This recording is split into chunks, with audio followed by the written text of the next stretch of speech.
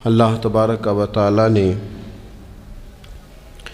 بعض چیزوں کو، بعض دنوں کو، بعض وقتوں کو، بعض مہینوں کو اپنی رحمت سے فضیلت عطا فرمائی ہے۔ اللہ تبارک و تعالی کے ان مخصوص دنوں کو فضیلت عطا کرنے میں ہم گناہگاروں کا بہت ہی زیادہ فائدہ ہے۔ جب کچھ چیزیں فضیلت مآب ہو جاتی ہیں، ان کی عظمت بڑھ جاتی ہے، تو اللہ کے بندوں کو کم وقت میں زیادہ نفع کمانے کا موقع نصیب آتا ہے۔ نبی اکرم نور مجسم شفیع معظم صلی اللہ تعالیٰ علیہ وسلم کی امت کو اللہ تعالیٰ نے بہت ساری ایسی چیزیں اپنی رحمت سے دی ہیں کہ جن میں عمل تھوڑا ہے، اجر زیادہ ہے۔ اس کا نتیجہ یہ نکلتا ہے کہ انسان تھوڑے وقت میں، تھوڑے ٹائم میں، تھوڑی مصروفیت میں اپنے رب کریم کے بارگاہ سے زیادہ اجر کا مستحق ہو جاتا ہے۔ انہی مقدس معتبر معنی خیز ایام میں ایک بڑی فضیلت، زیادہ عظمت والا مہینہ ماہ رمضان المبارک ہے۔ قرآن مجید نے صراحت کے ساتھ اس ماہ مقدس کا نام لیا ہے۔ کیا معنی ہے؟ کہ یہ وہ مقدس مہینہ ہے جس کا میرے رب کریم نے نام لیا ہے، اللہ نے نام لیا ہے۔ شہر رمضان الذی انزل فیہ القرآن، فرمایا رمضان کا وہ مقدس مہینہ ہے جس میں اللہ نے قرآن نازل فرمایا ہے۔ اس ماہ نور، ماہ سرور کا نام نامی اللہ تعالیٰ نے قرآن مجید کے اندر ذکر فرمایا۔ حضرت سلمان فارسی رضی اللہ تعالیٰ عنہ ارشاد فرماتے ہیں کہ شعبان المعظم کا آخری دن تھا، اگلے دن رمضان شروع ہونے والا تھا کہ رسول پاک علیہ السلام نے ہمیں رمضان کی فضیلت پر خطبہ ارشاد فرمایا۔ آپ اس بات کو غور سے سمجھیے کہ ایسا مہمان جس کے آنے سے پہلے اس کی فضیلت بیان کی جا رہی ہے، اور فضیلت کون بیان کر رہا ہے؟ امام الانبیاء صلی اللہ تعالی علیہ وسلم۔ یہ صرف ہمارے دلوں کے اندر، امت کے دلوں کے اندر اس ماہ مقدس کی فضیلت کو اور اس کی عظمت کو بٹھانے کے لیے کہ پوری طرح تم اپنے ذہن میں اور اپنے دل میں ایک بات بٹھاؤ کہ ایک عظمتوں والا مہینہ تم پر سایہ فگن ہونے والا ہے، عظمتوں والا۔ حضور نے ایک دن قبل اس کی فضیلت بیان۔ ہمارے ہاں یہ ہوتا ہے کہ ہم کسی چیز کی اہمیت کو لیتے ہیں لیکن سمجھتے ہیں کہ یہ کوئی روٹین ورک ہے، یعنی نارملی ہر سال رمضان شریف آتا ہے، اپنے وقت کے حساب سے چاند بدلتا ہے اور اپنے وقت پر رمضان شریف آ جاتا ہے۔ ہم سمجھتے ہیں کہ یہ مطلب روٹین کا ایک معاملہ ہے، ایک روٹین کی چیز ہے۔ لیکن اگر آپ اس کو اس نظر سے دیکھیں گے نا کہ اس مہینے کے آنے سے پہلے، یعنی ابھی ایک دن بعد آنا ہے رمضان کو، اور آنے سے پہلے حضرت سلمان فارسی فرماتے ہیں کہ نبی پاک نے ہمیں باقاعدہ بلا کے خطبہ دے کے رمضان کی عظمت ہمارے دلوں میں بٹھا، یعنی فکری طور پر اور ذہنی طور پر امت کو تیار کیا۔ فرمایا تم پر ایک ایسا مہینہ سایہ فگن ہونے والا ہے جو مبارک ہے تمہارے لیے، باعث برکت ہے تمہارے لیے۔ تم اپنے آپ کو ذہنی طور پر تیار کرو کہ ایک ماہ نور تمہارے قریب آ رہا ہے۔ جو رمضان، اسلامی عبادات جتنی بھی ہیں نا، وہ مخصوص پوجا پاٹ نہیں۔ اسلامی عبادات میں سے کوئی عبادت بھی ایسی نہیں جس کا مقصد یہ ہو کہ آپ نے اتنے وقت سے لے کر اتنے وقت تک فلاں عمل کرنا ہے۔ جتنی بھی عبادات ہیں اسلامی، وہ اپنے دامن میں کوئی نتیجہ رکھتی ہیں، کوئی رزلٹ رکھتی ہیں، اس کے ثمرات انسانی زندگی پر مرتب ہوتے ہیں۔ انسان کو تزکیہ نصیب ہوتا ہے، اس کے باطن کو صفائی نصیب ہوتی ہے، اسے خیر کرنے کا موقع ملتا ہے، تربیت کے بہت سارے مواقع اس میں پائے جاتے ہیں، بہت سارے اسرار و رموز کے ساتھ اسلامی عبادات ہیں یہ جو رمضان المبارک ہے نا، یہ جو روزہ ہے، یہ روزہ اپنے دامن کے اندر تربیت رکھتا ہے، تربیت۔ یا ایھا الذین آمنوا کتب علیکم الصیام کما کتب علی الذین من قبلکم لعلکم تتقون۔ اے ایمان والو، تم پر روزے فرض کیے گئے جیسا کہ تم سے پہلے لوگوں پر بھی فرض کیے گئے تھے تاکہ تم تقوی اختیار کرو۔ روزہ تمہیں پرہیزگار بنائے گا، تمہارے اندر سے جو نفسانی چیزیں ہوں گی انہیں نکالے گا، اور اللہ تبارک و تعالیٰ کی طرف تمہارے دل کا رجحان ہوگا، تمہاری روح کا رجحان ہوگا، تمہیں تزکیہ دے گا۔ روزہ انسان کی تربیت کرتا ہے، انسان کو روزہ ذہنی طور پر تیار کرتا ہے کہ اللہ کے حکم کے مطابق کھانا ہے، اللہ کے حکم کے مطابق پینا ہے۔ سب سے بڑا مسئلہ اس دور کا رزق کے حلال کا حصول ہے اور حرام سے اجتناب ہے۔ تو روزہ ہمیں یہ سبق پڑھاتا ہے کہ ہم وہی کھائیں گے اور اسی وقت کھائیں گے جو کھانے کا ہمیں ہمارے رب نے حکم ارشاد فرمایا ہے، اور جس سے اللہ رسول منع کر دیں گے جتنی مرضی چمک دمک اپنے دامن میں رکھے، جتنی مرضی، لیکن ہم وہی لیں گے جو ہمارے لیے جائز ہے۔ آپ غور فرمائیے، روزہ لعلکم تتقون، روزہ تمہیں پرہیزگار کرتا ہے۔ بہت سارے لوگ ایک بات کرتے ہیں کہ عادتیں نہیں بدلی جاتی، یار کوشش کرتا ہوں لیکن میری عادت نہیں تبدیل ہوتی۔ میں آپ کو ایک رائے دینے لگا ہوں، مشورہ دینے لگا ہوں، میں آپ سے یہ عرض کرنے لگا ہوں کہ موقع آیا ہے رمضان شریف کا۔ رمضان میں نا بندہ روٹین میں اپنی عادتیں بدلتا ہے۔ کسی کو سویرے 7 بجے کھانے کی عادت ہے، کسی کو 9 بجے کھانے کی عادت ہے، کوئی صبح ناشتہ نہیں کرتا، دوپہر میں ہی کھاتا ہے۔ لیکن رمضان آیا تو عادت بدل گئی، 7 بجے والا بھی نہیں کھا رہا، 9 بجے والا بھی نہیں کھا رہا، دوپہر والا بھی نہیں کھا رہا، سارے سحری میں کھا رہے ہیں۔ عادت بدل گئی، بالکل طبیعت بدل گئی، روٹین چینج ہو گئی۔ کوئی اٹھ رہا تھا صبح فجر میں، اللہ کی توفیق سے اللہ تعالیٰ معاف فرمائے تو کچھ ایسے بھی تھے جو 9-10 بجے اٹھ رہے تھے، کچھ الحمدللہ فجر پڑھ کے چلو کسی وجہ سے پھر سو گئے، 10-11 بجے اٹھ رہے تھے، روٹین بدلی ہوئی تھی۔ رمضان آیا تو بدل گئی، سارے سحری میں اٹھ رہے ہیں، تہجد کے وقت سب کی آنکھ کھول رہی ہے، بالکل روٹین بدل گئی، حالات بدل گئے، معاملات تبدیل ہو گئے، اوقات تبدیل ہو گئے، دفاتر کے ٹائم تبدیل ہوئے، اسکولوں کے نظام تبدیل ہوئے، مدارس کے اوقات تبدیل ہوئے، ہر چیز کے اندر تبدیلی آئی۔ معنی کیا ہے کہ اللہ نے تمہیں موقع دیا ہے کہ عادتیں بدلی جا سکتی ہیں، اپنے آپ کو تبدیل کیا جا سکتا ہے، لائف سٹائل کو چینج کیا جا سکتا ہے۔ یہ موقع آیا ہے، ایک مہینہ ہے پورا، 2-3 دن 4 دن آپ کی روٹین بگڑ جائے نا سونے کی، یعنی روٹین سے ہٹ کے آپ سونا جاگنا شروع کر دیں تو پھر وہی روٹین بن جاتی ہے، پھر اسی ترتیب سے انسان سارے کام کرتا ہے۔ تو رمضان میں روٹین چینج ہوگی، سارے تہجد میں اور سحری میں اٹھیں گے، تو اللہ کرے نا یہ روٹین قائم رہے۔ رمضان میں تو اٹھتے تھے سحری کرنے کے لیے، تو اللہ کرے روٹین بن جائے اور سارا سال اٹھیں تہجد کی نماز ادا کرنے کے لیے، اللہ کرے روٹین بن جائے، چیزیں تبدیل ہو جائیں۔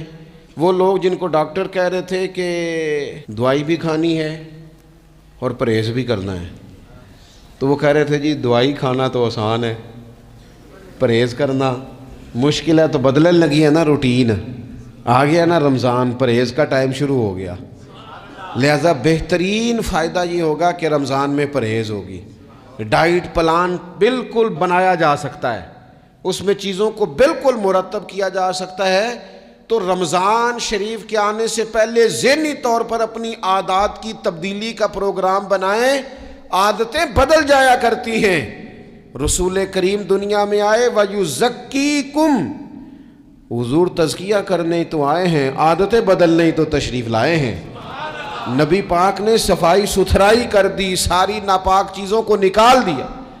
تو روٹین دیکھیں کہ رمضان میں تقوی کے حصول کے لیے اپنی عادات کو تبدیل کرنا ہے، اور اس کے لیے ذہنی طور پر اپنے آپ کو تیار کریں۔ وہ جو کہتے ہیں بچے سویرے نہیں اٹھتے، وہ روٹین بنا لیں، یہ موقع آیا ہے، ابھی سے ارادہ کر لیں کہ جناب ہم نے اس ترتیب سے اپنے گھر کو، ماحول کو، بچوں کو اس ترتیب سے ہم نے مرتب کرنا ہے چیزوں کو. یا آپ ارادہ کریں، اللہ تعالیٰ مدد فرمائے گا. رمضان المبارک کی جو خاص فضیلت ہے، اس خاص فضیلت کو رمضان آنے سے پہلے ذہن میں بٹھا لیں، اور رمضان المبارک پورے کا پورا اس ذوق سے گزاریں کہ ذہن میں بات موجود ہو، ذہن میں، کہ دراصل رمضان کیا ہے. اللہ کے پیارے رسول صلی اللہ تعالیٰ علیہ وسلم نے فرمایا، اے لوگو، تم پر ایک عظیم المرتبت مہینہ سایہ فکن ہو رہا ہے. حضور فرماتے ہیں شہر مبارک، فرمایا یہ بڑا برکت والا مہینہ ہے، یہ برکتیں لے کے آیا ہے، یہ رحمتیں لے کے آیا ہے، یہ اپنے ساتھ عنایات لے کے آیا. اور نبی اکرم صلی اللہ تعالیٰ علیہ وآلہ وسلم نے فرمایا، جو بندہ بھی قرب الہی کی نیت سے رمضان میں نیکی کا طلبگار ہوگا، فرمایا وہ اگر نفل نیکی کرے گا نا تو اللہ تعالیٰ اسے فرض کے برابر ثواب عطا فرمائے گا. اور حضور علیہ الصلوۃ والسلام فرماتے ہیں، جو اس مہینے میں ایک فرض ادا کرے گا، اللہ 70 فرضوں کے برابر اجر عطا کرے گا. اپنے ذہن میں ایک بات بٹھائی جائے، ذہن میں یہ بات بٹھائی جائے کہ یہ نا برکت والا مہینہ ہے، اس میں میرا ثواب بڑا ضربوں کے ساتھ آگے بڑھے گا. ایک ذہن بنایا جائے اور پھر ثواب اکٹھا کرنا شروع کر دیا جائے. پھر وہ ترتیب بنا لی جائے، کاروباری نہیں، روحانی ترتیب، کاروباری نہیں. یعنی نئے سے نئے سٹال نہ تیار کیے جائیں، مہنگائی کیسے کرنی ہے اور کس طرح کر کے کن چیزوں کی آج کل مانگ ہوگی، کس ترتیب سے سودا پہلے ہی خریدنا ہے، مہنگا کیسے کرنا ہے، اللہ معاف کرے مصنوعی قلت کیسے پیدا کرنی ہے، کمائی کیسے کرنی ہے. رمضان کے اندر جناب لوگ ساری ترتیب لگا کے، ساری. میرے ایک دوست ہیں میڈیکل کے شعبے سے وابستہ ہیں، تو وہ مجھے کہنے لگے کہ ڈاکٹر بھی اپنی روٹین بدلتے ہیں اور معدے والی ساری دوائیاں بھی اکٹھی کر لیتے ہیں کیونکہ رمضان آنے والا ہے، یہ زیادہ لوگ استعمال کریں گے. تو وہ ماحول نہ پیدا کریں کہ ہر چیز دنیا داری ہو جائے، ہر چیز دنیا داری نہیں، ہر چیز کو ایک نیا روپ دے دیا جائے اور نیا سے نیا مال کمانے کا سلیقہ بنایا جائے. میں اکثر کہا کرتا ہوں کہ رمضان تو اس لیے تھا نا کہ اس میں کم کھانا ہے، تھوڑا کھانا ہے. لیکن اگر بندہ کہے کہ میں نے صبح کا چونکہ کھایا نہیں، لہذا اب شام کو اتنا کھانا ہے کہ ہفتے سے پہلے ڈاکٹر کے پاس بھی جانا ہے، میں نے وہ سارا پوری کرنی ہے روٹین، تو پھر وہ مقصد کو نہیں نہ سمجھا، پھر اس نے اس خوبصورتی کو نہیں پایا جو خوبصورتی اس کو دین دینا چاہتا تھا. ایک تو رمضان کی فضیلت کو سمجھنا ہے، اور پھر جب ہم روزہ دار ہیں، ہم نے روزہ رکھا ہوا ہے، تو نبی پاک علیہ السلام نے خود اس مفہوم کو کھول کے بیان کیا. فرمایا جس بندے نے جھوٹ نہیں چھوڑا، گناہ نہیں چھوڑا، گویا غیبت نہیں چھوڑی، بدی نہیں چھوڑی، تو اللہ کے محبوب علیہ الصلوۃ والسلام فرماتے ہیں پھر اللہ تعالیٰ کو اس کے بھوکا پیاسا رہنے کی تو کوئی ضرورت نہیں، کیونکہ لعلکم تتقون، تقوی اختیار کرنا تو روزے کا مقصد تھا. اور اگر اس نے وہ بات کو سمجھا ہی نہیں، استاد کے لیے صرف استاد ہو جانا ہی ضروری نہیں، اس کو پھر اپنے منصب کا لحاظ کرنا بھی ضروری ہے کہ میں استاد ہوں. والد کا صرف والد ہو جانا ہی کمال نہیں، اس کو پھر اس منصب کے تقاضوں کو بھی سمجھنا چاہیے کہ اب میں ایک باپ ہوں، اب میں روٹین میں وہ آزاد نہیں ہوں کہ جہاں میرا جی چاہے گا جاؤں گا، جہاں میری طبیعت چاہے گی میں کھاؤں گا، جہاں میرا دل کرے گا میں وہ کام کروں گا. اب آپ سرپرست ہیں، سربراہ ہیں. انسان دیکھیں نا، ایک شخص ہے وہ عالم ہے، علم پڑھ لینا صرف کمال نہیں، وہ اپنے منصب کو بھی تو سمجھے نا، اس منصب کے وقار کو، اس کے لحاظ کو بھی تو سمجھے نا. ایک آدمی اگر عمر رسیدہ ہے، بڑا ہے، بزرگ ہے، اور وہ چاہتا ہے کہ میری بزرگی کی وجہ سے میرا اکرام کیا جائے، تو اسے اپنے منصب کا بھی لحاظ کرنا پڑے گا. اس کو حضرت سعدی فرمایا کرتے تھے، میں نے 18 سال کے بزرگ دیکھے اور میں نے 75 سال کے بچے دیکھے. حضور کیا مطلب؟ فرمانے لگے عمر ہو گئی لیکن اپنے منصب کا خیال نہ کیا، عادات بچوں والی رہی۔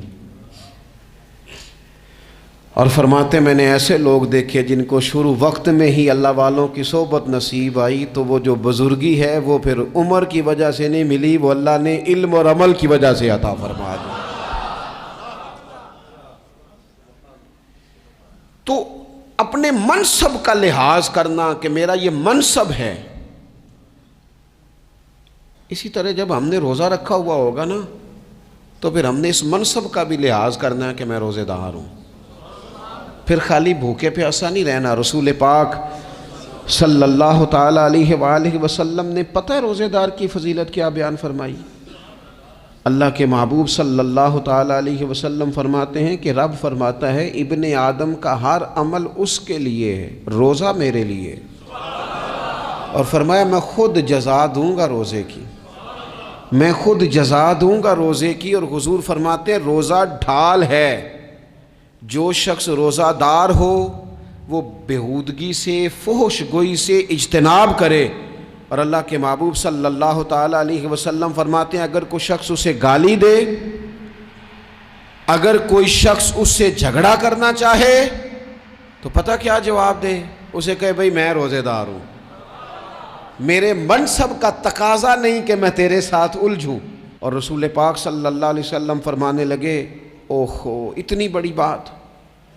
حضور فرمانے لگے، یہ صحیح مسلم کے لفظ ہیں، کریم محبوب فرمانے لگے مجھے اس رب کی عزت کی قسم جس کے قبضے میں محمد عربی صلی اللہ علیہ وسلم کی جان ہے، حضور فرماتے ہیں روزہ دار کے منہ کی خوشبو اللہ تعالیٰ کے نزدیک قیامت کے دن مشک کی خوشبو سے بھی زیادہ وقت والی ہوگی۔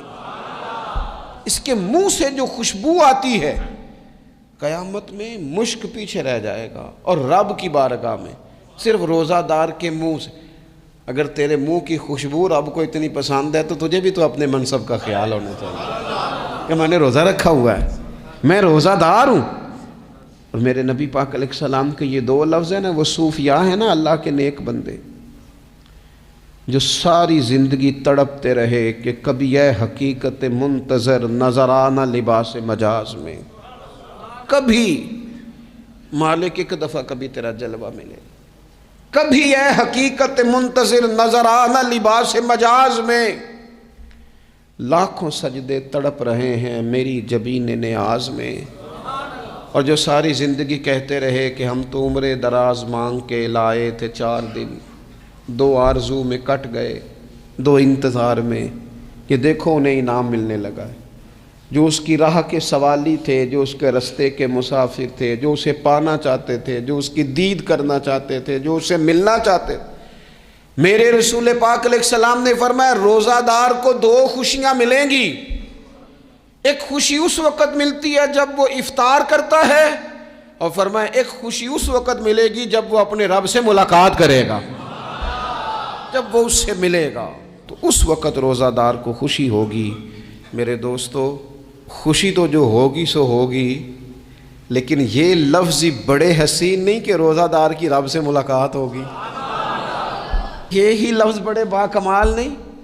ایک روایت میں تو یہ ہے نا کہ روزہ میرے لیے ہے میں اس کی جزا دوں گا، اور ایک روایت میں یہ ہے کہ روزہ میرے لیے ہے اور رب فرماتا ہے میں خود روزے کی جزا ہوں، یعنی باقی نیکیوں پر ثواب ملے گا، روزہ رکھنے والے کو رب رحمان ملے گا۔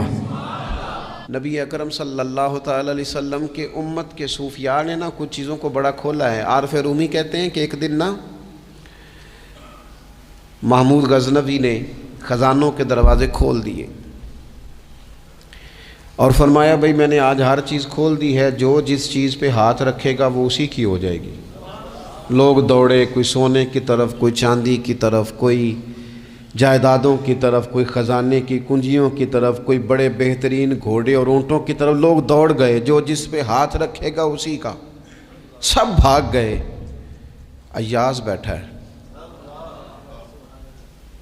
نہ وہ حسن میں رہی شوخیاں، نہ وہ عشق میں رہی گرمیاں، نہ وہ غزنوی میں تڑپ رہی، نہ وہ خم ہے زلف ایاز میں۔ وہ لذتیں کہاں؟ ایاز چپ کر کے بیٹھا ہے. پھر محمود نے ایاز کی طرف مخاطب کر کے کہا ایاز اٹھنا نہیں, آج لوٹ سیل لگ گئی ہے, جو جس چیز پہ ہاتھ رکھے گا اسی کی. ایاز کہنے لگا بات پکی ہے نا؟ تو محمود خوش تھے, موڈ بڑا اچھا تھا, کہا بالکل پکی ہے. تو ایاز کہنے لگے چلو ٹھیک ہے. ایاز اٹھے, پیچھے سے جا کے نا تو محمود کے کندھے پہ ہاتھ رکھ دیا. محمود کے کندھے پہ ہاتھ رکھا. محمود کہنے لگے یہ کیا بات کا, آپ سے میں نے پوچھا تھا بات پکی ہے, جو جس پہ ہاتھ رکھے گا اسی کا نا. تو تھوڑی دیر پہلے مسکراتے چہروں میں آنسو آ گئے. ایاز بھی روئے تو محمود بھی روئے. کہا بادشاہ پکا رہنا, وہ جن کو خزانے چاہیے تھے وہ دوڑ گئے, مجھے تو چاہیے. لنگ کئی مہینے تے برس گئے تے تیری دید نو دیدے ترس گئے, تیری تو ملے گا. تو پھر کہا محمود نے, اس نے کہا میں وعدہ کر چکا تھا, بس ٹھیک ہے, باقیوں کے خزانے اور میں تیرا طے ہو گئی. فرمایا باقی نیکیوں پر ثواب ملے گا, اور روزہ رکھنے والے کو رب رحمان ملے گا, اللہ کا قرب ملے گا. دیکھو نا, وہ خاص انسان کو کیفیت حاصل ہوتی ہے روزے میں, رب کے ہونے کا یقین. وہ جو صوفیاء کہتے ہیں نا مراقبہ کرو, وہ نصیب ہوتا ہے. یعنی کسی کو کیا پتہ ہے اس کا روزہ ہے کہ نہیں, اکیلا ہے نا گھر میں, فریزر بھرا ہوا ہے, نہیں نہ کھاتا. کیوں؟ اسے پتہ ہے میرا رب میرے ساتھ ہے, میرا رب مجھے دیکھ رہا ہے. بس یہ تصور توحید پکا ہو جاتا ہے رمضان. تو پھر اللہ تبارک و تعالیٰ کی بھی خاص رحمت اور کوئی خاص ہی اعزاز. حضور فرماتے ہیں جنت کے کئی دروازے ہیں, ایک باب الریان ہے, اس سے صرف روزہ دار گزریں گے. آواز ہوگا روزے والے آ جاؤ, وہ آ جائیں گے. فرمایا اس خاص دروازے سے گزرو, جب گزر جائیں گے تو فرمایا بند کر دو بھائی, اور کوئی نہیں گزرے گا یہاں سے. دروازہ ہی مخصوص ہے, ان کا اعزاز ہی ذرا زیادہ ہے. تو میرے عزیز رمضان شریف کے اندر وہ منصب کا بس خیال رکھیں کہ میں روزہ دار ہوں, اس احتیاط کے ساتھ. اور دوسری جو رمضان کی چند عبادات ہیں نا, سب سے پہلی تو میں عرض کروں گا تراویح کے حوالے سے. یہ بات یاد رکھ لیں کہ نبی پاک علیہ الصلوۃ والسلام نے فرمایا جس نے ایمان اور احتساب کی نیت کے ساتھ رمضان میں قیام کیا, اللہ اس کے پچھلے سارے گناہوں کو معاف فرما دے گا. اور ایک مقام پر نبی پاک صلی اللہ تعالیٰ علیہ وسلم نے بیان کیا, یہ مشکات میں موجود ہے. حضور فرماتے ہیں رمضان اور قرآن دونوں قیامت کے دن بندے کی شفاعت کریں گے. رمضان کہے گا یا اللہ میں نے اسے دن بھر کھانا کھانے سے باز رکھا, اور تیری بارگاہ کے حکم کے مطابق اس نے اپنے آپ کو ان چیزوں سے بچا کے رکھا. اور قرآن کہے گا مالک رات میں نے اسے نیند سے روکے رکھا. کیا مطلب؟ اس نے کھڑے ہو کے عبادت کی. اگرچہ اس سے مراد شارحین حدیث نے تراویح بھی لیا ہے, تہجد کی نماز بھی لیا ہے, صلاۃ اللیل بھی لی ہے, لیکن میرے عزیز یہ خاص ربط ہے قرآن مجید کے ساتھ تراویح کا. مسنون ہے رمضان کی راتوں میں قرآن مجید اور تراویح کا پڑھنا. اگر تھوڑی سی نا طبیعت میں صرف تبدیلی پیدا کی جائے, میں نے دیکھا ہے کہ جو لوگ کہتے ہیں نا میرا وقت بڑا قیمتی ہے, بڑی ساری جگہوں پہ آپ کو بیٹھنا پڑتا ہے, بیٹھیں آپ 2 گھنٹے بیٹھیں, 3 گھنٹے بیٹھیں. میں نے دیکھا ہے لوگ جاتے ہیں کسی دفتر میں تو رات کو ہی چلے جاتے ہیں اس علاقے میں, کھڑے ہیں, پاسپورٹ کے دفتر کھڑے ہیں, شناختی کارڈ کے دفتر کھڑے ہیں, امیگریشن کی لائنوں میں کھڑے ہیں. کچھ ذہن تو بنائیں کہ میں نے رات کھڑے رہنا ہے اور اپنے رب کی عبادت کرنی ہے. تراویح کو ذرا ذوق سے آپ اگر تھوڑا ارادہ کر لیں گے نا, یعنی کوئی ایسا مشکل کام نہیں. میری تو رائے یہ ہے کہ پہلے 3-4 دن ذرا جم کے ذہن بنائیں, اور تھوڑا سا نا روٹین کو بدلنے کی کوشش نہ کریں. جس امام صاحب کے پیچھے تراویح شروع کریں, کوشش کریں ساری وہیں پڑھیں. روٹین بدلنے سے بھی سستی آتی ہے. ایک دن یہاں گئے, 2 دن وہاں گئے, تو یہ روٹین بدلنے سے بھی بعض اوقات سستی آتی ہے.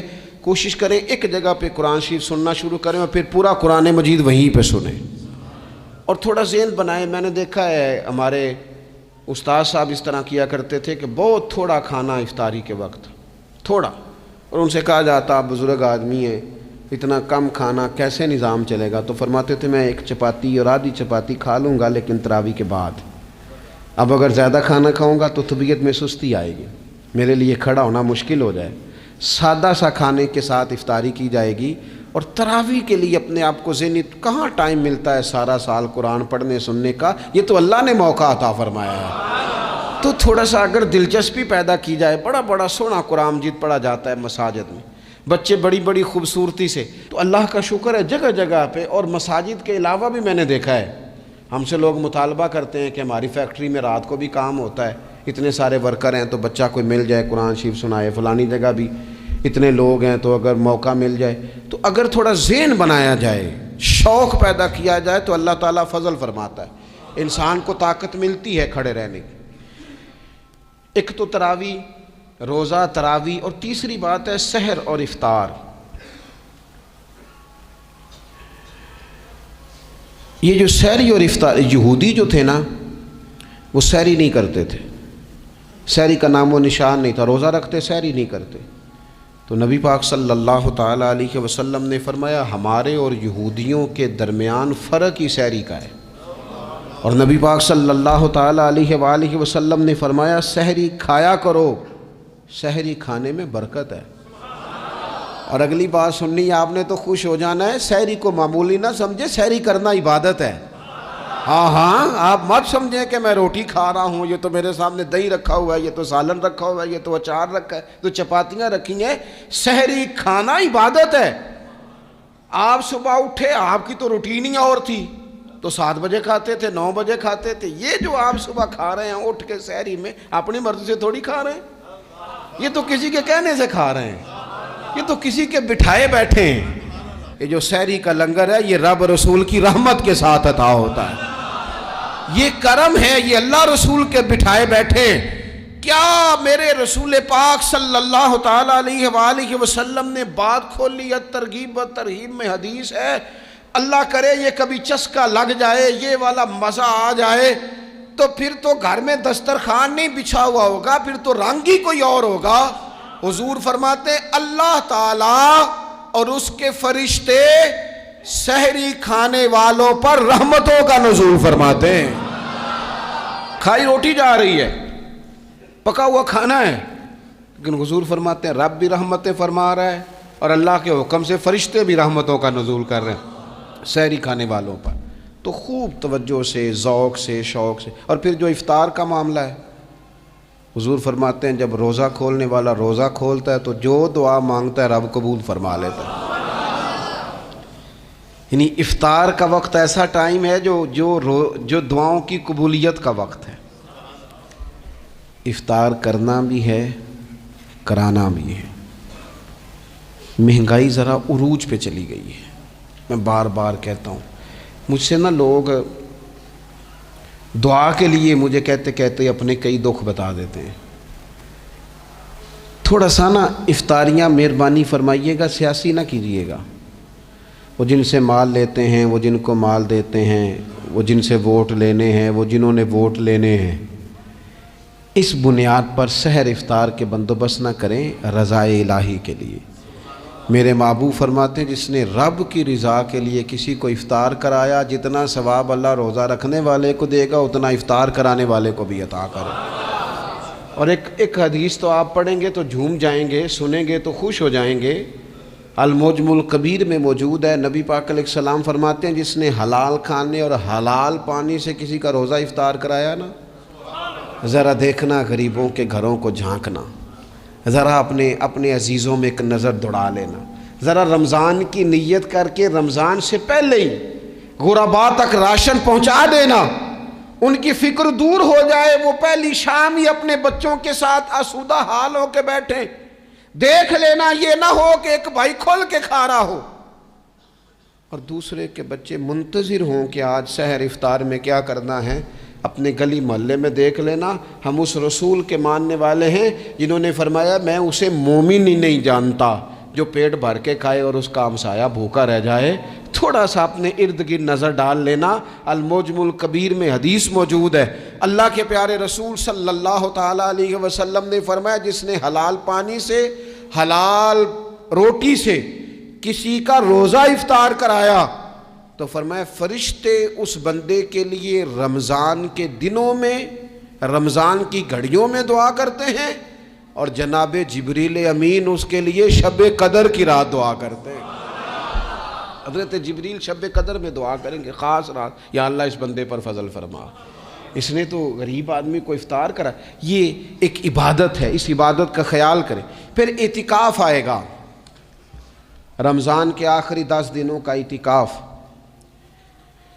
اسلام میں رہبانیت نہیں ہے، لیکن کبھی کبھی سب سے کٹ کے اپنے رب کے ساتھ جڑ جانا، کچھ رات کی عبادتیں، کچھ تنہائی کے اذکار، کچھ درود و سلام کا ذوق، یہ ان ساری خوبصورتیوں میں سے ایک خوبصورتی اعتکاف بھی ہے۔ اللہ کے پیارے رسول علیہ الصلاۃ والسلام ہمیشہ اعتکاف کرتے، اور حضرت عطا بن رباح رضی اللہ تعالیٰ عنہ کیسی خوبصورت بات ارشاد فرماتے ہیں، معتکف تو اس آدمی کی طرح ہے جیسے کسی بندے کو کسی کے ساتھ کوئی کام پڑ جائے نا تو وہ جا کے اس کے دروازے پر بیٹھ جاتا ہے کہ جب تک میرا کام ہوگا نہیں میں جاؤں گا نہیں۔ فرماتے ہیں یہ اعتکاف والا بھی آ کے رب کریم کے گھر بیٹھ گیا ہے کہ جب تک تو معاف نہیں کرے گا میں جاؤں گا نہیں، جب تک تو بخشش نہیں کرے گا میں اس دروازے سے ہٹوں گا نہیں۔ حضرت ابن عباس رضی اللہ تعالیٰ عنہ نبی پاک علیہ السلام کے روضہ انور کی طرف اشارہ کر کے کہا کرتے تھے زیادہ دیر نہیں ہوئی، اشارہ کر کے کہتے تھے زیادہ دیر نہیں ہوئی، اس روضہ مبارک میں آرام فرما۔ رسول رحمت علیہ السلام سے میں نے اپنے کانوں سے سنا ہے، اور جب یہ بات ارشاد فرماتے تھے تو روتے بھی تھے۔ فرماتے ہیں میں نے خود نبی پاک علیہ السلام سے سنا ہے کہ جو شخص اللہ تعالیٰ کی رضا کے لیے ایک دن کا بھی اعتکاف کرے گا نا، اللہ تبارک و تعالیٰ اس کے اور جہنم کے درمیان 3 خندقوں کی آڑ بنا دے گا، اور فرمایا ان کی مسافت زمین و آسمان سے بھی زیادہ ہوگی۔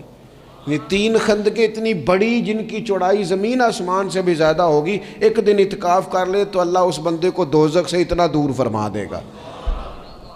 بہت سارے لوگ ہیں جن کو بڑا ٹائم ملتا ہے چھٹیاں گزارنے کے لیے، کبھی کسی سیاحتی مقام پر، کبھی کسی سیاحتی مقام پر، خرچہ بھی مل جاتا ہے، کام بھی ہو جاتا ہے، سارے سلسلے ہی بن جاتے ہیں، بڑی بڑی جگہوں پہ لوگ جا کے ٹائم گزارتے ہیں۔ تو ایسا نہ ہو کہ 10 دن اللہ کے گھر میں بھی گزارے جائیں۔ علماء نے لکھا ہے کہ کوشش تو کریں ہر سال اعتکاف ہو، نہ ہو سکے تو چلو چند سالوں کے بعد ہو جائے، اور فرماتے ہیں کہ زندگی میں ایک دفعہ تو اس سنت کو ضرور ادا کرنا چاہیے۔ کوئی بندہ ایسا نہ ہو جو محروم رہ جائے، زندگی میں ایک بار صحیح پر اعتکاف کے ساتھ اپنے آپ کو وابستہ ضرور کرے۔ رمضان المبارک کے اندر آخری عشرہ شب قدر کی تلاش کا عشرہ ہے۔ اللہ کے پیارے رسول صلی اللہ تعالیٰ علیہ وسلم ان 10 دنوں میں خود بھی عبادت کرتے تھے اور گھر والوں کو بھی جگایا کرتے تھے، اور اپنے اہل خانہ کو تاکید فرماتے تھے کہ اٹھو اٹھو، آگے بڑھو، یہ آرام کرنے کے دن نہیں ہیں۔ ہمارے ہاں یہ ہوتا ہے کہ وہ جو آخری 10 دن زیادہ عبادت کے تھے، شب قدر کی تلاش کے تھے، وہ آخری 10 دن سارے بازار میں گزر جاتے ہیں، کپڑے سلوائے جا رہے ہیں، کپڑے خریدے جا رہے ہیں، جوتے خریدے جا رہے ہیں، واپس کیے جا رہے ہیں، دوبارہ لیے جا رہے ہیں، سفر ہو رہا ہے، آنا جانا ہو رہا ہے، عیدیاں بٹ رہی ہیں۔ تو یہ سارے کام جو آخری عشرے میں کرنے ہیں، جو زیادہ عبادت کے دن تھے، وہ سارے کام تو رمضان سے بھی پہلے کر لینے چاہیے۔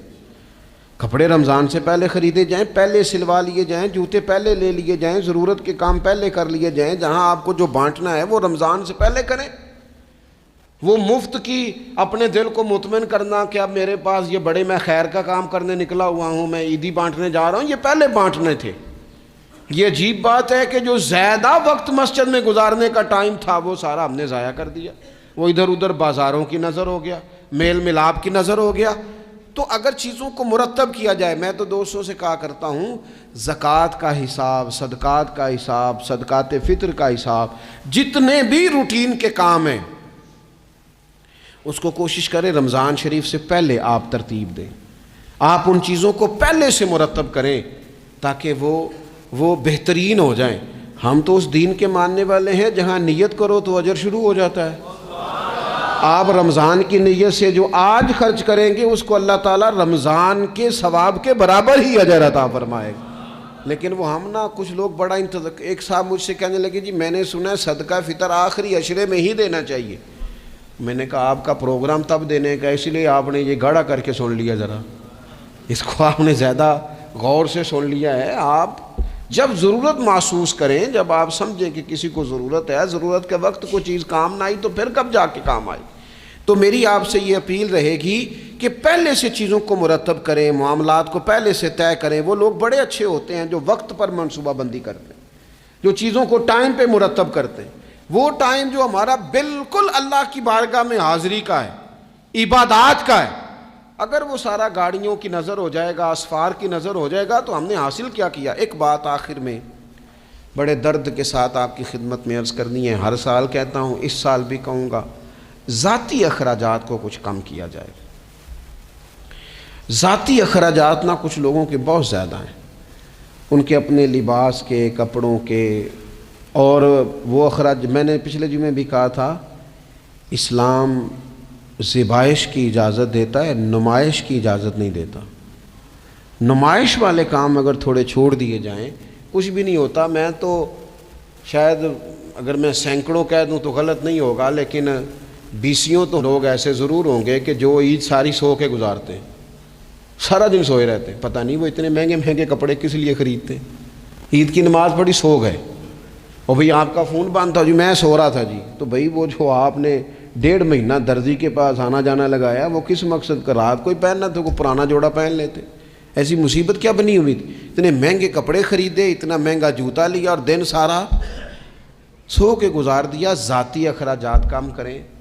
پتہ کیا ہے, فرق بہت بڑھتا جا رہا ہے, بہت بڑھتا جا رہا ہے. یعنی ایک جگہ پہ چیزیں پڑی ہیں, خراب ہو گئی ہیں, کھانے کا ٹائم نہیں, پہننے کا ٹائم نہیں, اور ایک جگہ وہ ہے کہ جہاں لوگ دوائی کو ترس رہے ہیں. گندم امیر شہر کی ہوتی رہی خراب, اور بچی کسی غریب کی فاقوں سے مر گئی. اور کسی نے کہا تھا کہ غریب شہر تو فاقوں سے مر گیا, لیکن امیر شہر نے ہیرے سے خودکشی کر لی. اللہ معاف فرمائے. تو بہت ساری جگہوں پہ لوازمات زیادہ ہیں, اخراجات زیادہ ہیں, تکلفات زیادہ ہیں. اس رمضان میں مہنگائی کا جو زور ہے, حالات کی جو سنگینی ہے, اور تھوڑا پیچھے جائیں تو غریب علاقوں میں جس قسم پرسی کے ساتھ لوگ اپنا وقت بتا رہے ہیں, اگر صرف امیر لوگ اپنے کچھ ذاتی اخراجات کو کنٹرول کرنے میں کامیاب ہو جائیں تو بڑے سارے لوگ ایسے ہیں جن کے لیے وہ خوشیاں بانٹنے کا ذریعہ بنیں گے, اسباب. اور ویسے بھی زندگی سادہ کریں, آسان ہو جائے گی. زمین پر چلیں, آپ محسوس کریں گے کہ زندگی بہتر ہو گئی ہے, آسانی والی ہو گئی ہے. اللہ کی بارگاہ میں دعا کرتا ہوں اللہ تعالی ہم سب کو سمجھ نصیب فرمائے.